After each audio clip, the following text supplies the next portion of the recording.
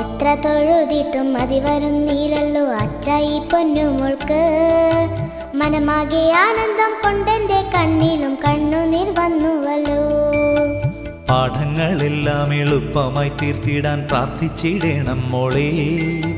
വ്യാധികളൊന്നും വരുത്തല്ലേ എന്നും നീ തൊഴുതു പറഞ്ഞിടണം.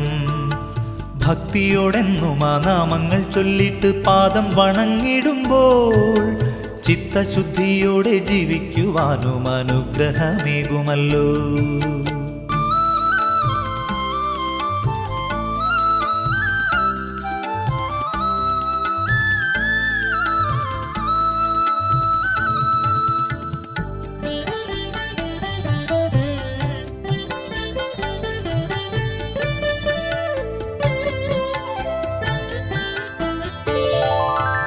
ഏട്ടനെ പോലെന്റെ കൂട്ടിനായി വന്നിട